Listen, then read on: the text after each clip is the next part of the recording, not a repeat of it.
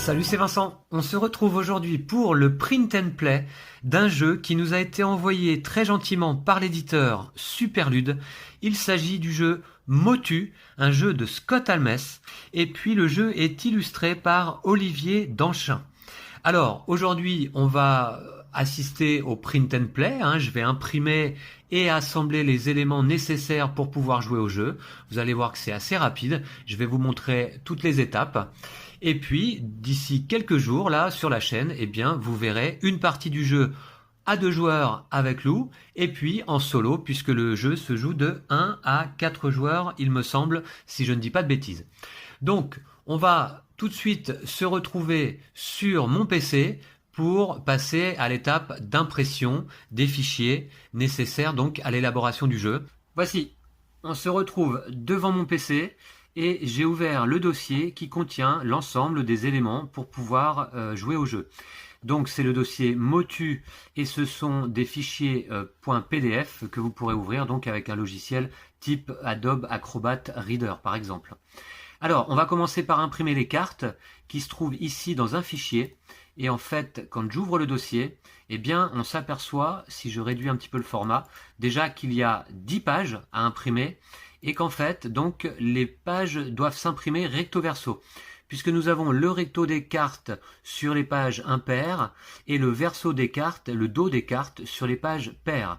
Donc vous imprimez en recto verso, l'ensemble va bien s'adapter. Simplement au moment de l'impression, il faut faire attention à ce que vous fassiez une impression recto verso en faisant un retournement ou un agrafage sur les bords longs, c'est-à-dire que les pages se retournent sur leur longueur et non pas sur leur largeur, évidemment.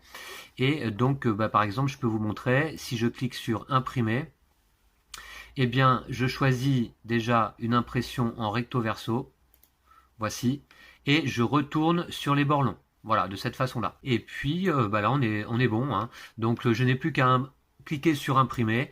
Nous avons ensuite des planches de jetons noix de coco et une réglette à imprimer. Alors là, si j'ouvre le fichier, eh bien, c'est une seule page à imprimer. Voici les jetons noix de coco et la réglette. Alors là, en l'occurrence, ce que je vais faire, c'est que les jetons noix de coco, je vais les imprimer sur une feuille autocollante, puisque, vous allez le voir, je vais coller les jetons sur des petits jetons plastiques. Puisque là, je préfère pour que ça ait une certaine épaisseur et que ce soit plus facile à manipuler en partie. Et enfin, il nous reste simplement à imprimer le livret de règles. Alors là, j'en ai 2 versions en PDF. J'ai une version format A4, comme celle-ci, et d'ailleurs je pense que je vais imprimer celle-ci sur un format autocollant, sur une feuille autocollante également, de façon à pouvoir le coller sur la boîte. Et puis c'est tout. Non, alors voilà, donc là il y a 12 pages. Sinon les règles, moi je vais les imprimer en petite version. Vous allez voir, je vais vous ouvrir l'autre fichier qui se trouve ici. Voilà, et là on va pouvoir faire une reliure après. Donc là il y a 7 pages à imprimer. Et là cette fois-ci recto verso également.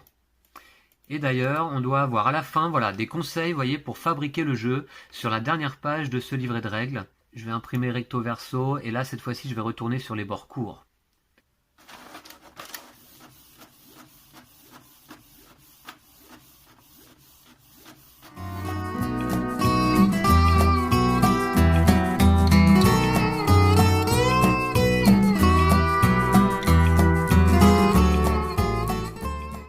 Et voilà, on se retrouve à table, donc l'ensemble des éléments sont imprimés.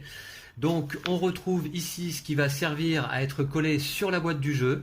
En parlant de la boîte, eh bien j'en ai 2 différentes là, je ne sais pas encore laquelle je vais utiliser. On va commencer par plastifier, je pense, les cartes.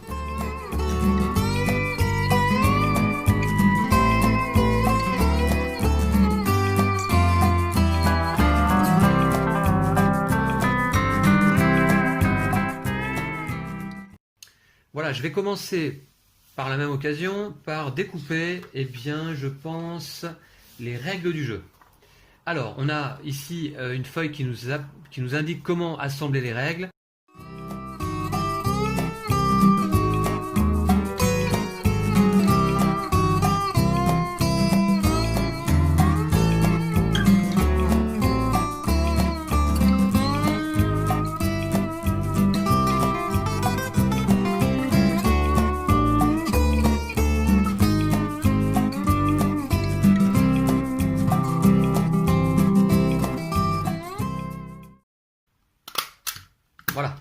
Et nous avons déjà notre petit livret de règles.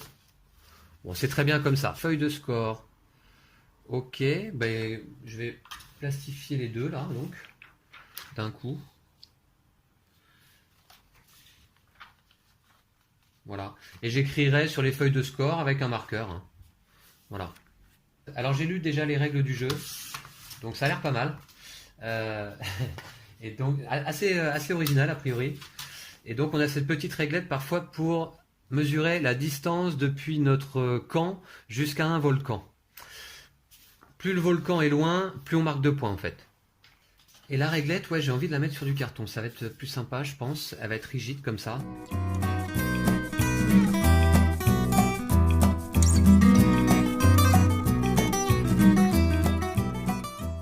Et voilà. Donc vous voyez, on a déjà une petite réglette rigide en carton. Et je pense que je vais coller de l'autre côté. Hein.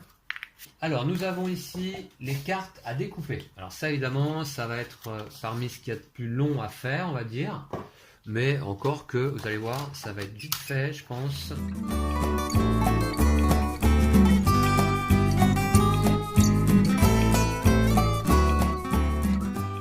Et voici, j'ai terminé de couper les cartes. Et maintenant, je vais pouvoir les sliver.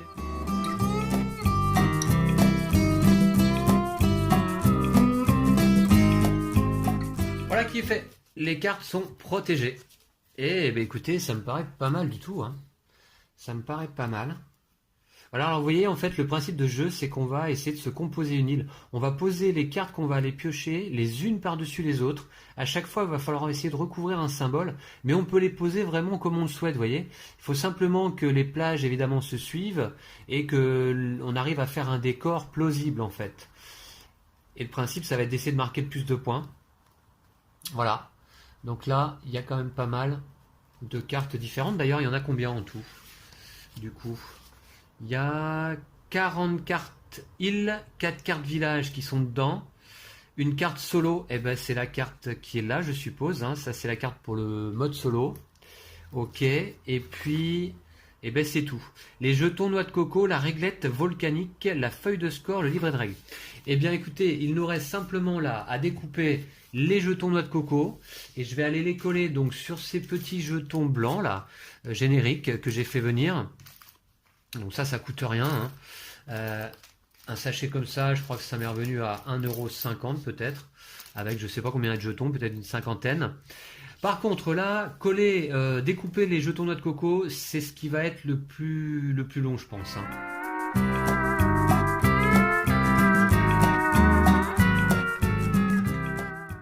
Bon, maintenant l'étape. Mais ça, c'est facultatif. Hein. Ça, c'est moi qui ai décidé de le faire. De coller les petites noix de coco sur ces petits jetons ronds en plastique. Mais donc, voilà, là, c'est ce qui va me prendre un petit peu de temps. Parce que pour aller trouver à chaque fois le collant...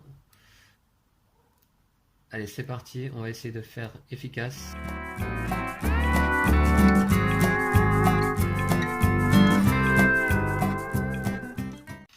Et voici mes 28 jetons noix de coco. Ça y est, ils sont collés. Et ben voilà, du coup, ouais, ça rend quand même pas mal. Alors bon, je les fais pas recto verso. Hein. Je vous dirais que là, j'ai un petit peu la flemme. Mais voilà, ça fait des petits jetons qui ont comme ça une certaine épaisseur en fait. Hein, qui sont plus faciles à manipuler en jeu. Et voilà, et donc là, je crois que l'ensemble du matériel est terminé. Et il me reste plus que la boîte à faire. Alors, c'est pareil, la boîte, c'est optionnel, on va dire. Hein. C'est pas obligatoire. Hein. Mais moi, j'aime bien ranger mes jeux de la meilleure des façons. Donc, je vais faire une petite boîte. La question, là, c'est est-ce que l'ensemble du matériel va rentrer dans ma petite boîte anciennement de chocolat rouge. Je crois que j'ai tout mis, il me semble. Ouais, voilà. Hop, je peux fermer. Et la boîte ferme. Bon, nickel. Nickel, ça va être parfait cette boîte. Alors là du coup je vais mettre la couverture là devant et puis je vais imprimer le dos des règles pour mettre à l'arrière de la boîte. Voilà, j'ai imprimé la page du dos des règles sur une feuille autocollante également. Comme ça je vais pouvoir la mettre au dos de la boîte. C'est parti, je vais sortir tout le matériel. Voici, et puis on va découper ça. Alors ça par contre, est-ce que ça va être au bon format? Ouais, ça m'a l'air vraiment nickel en plus. Hein. Ouais, c'est parfait. Allez, je vais découper avec mon massicot. Et puis on va en avoir terminé avec ce print and play. Puis après je vous ferai un petit unboxing en fait, hein. Voilà. Donc je remercie d'ailleurs mon collègue de travail Jérôme de m'avoir donné cette petite boîte. Voilà, ça tombait très bien. Donc petite dédicace à Jérôme pour m'avoir fourni la boîte. Elle est parfaite. Ah là par contre j'ai pas bien coupé au bon endroit. Je vais essayer de mieux m'y prendre. On va faire comme ça peut-être. Ouais, là c'est mieux. Voilà. Hop, j'ai plus qu'à coller tout ça sur la boîte. Alors que je me trompe pas. Donc ça ici, ça va au dos.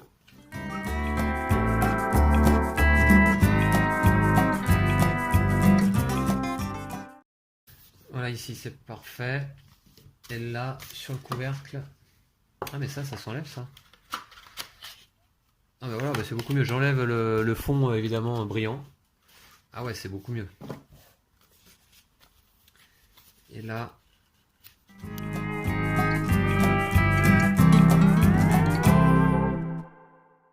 Ok, la couverture est pas hyper centrée par rapport à la boîte, mais c'est pas très grave. Du tout même. Voilà, et donc là du coup, j'ai retiré le fond brillant. C'était pas terrible. Et puis ça prenait de l'épaisseur.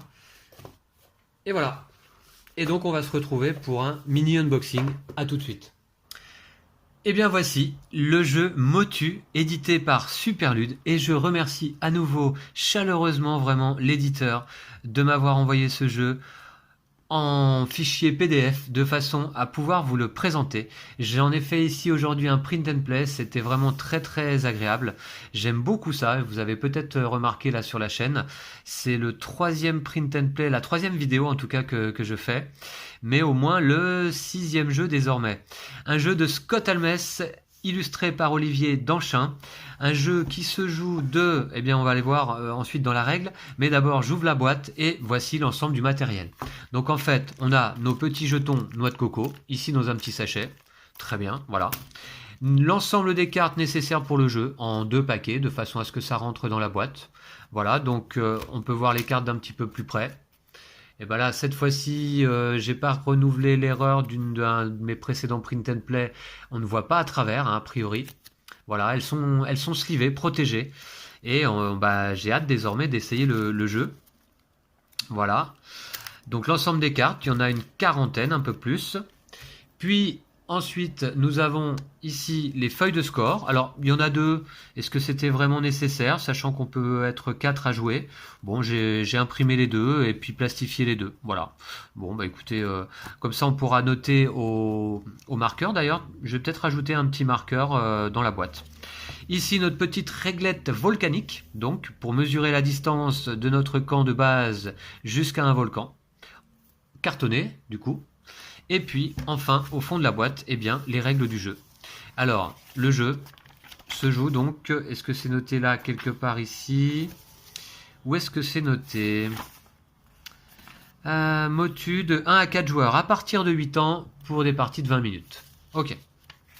Eh bien, très bien. Donc, je vais pouvoir lire les règles.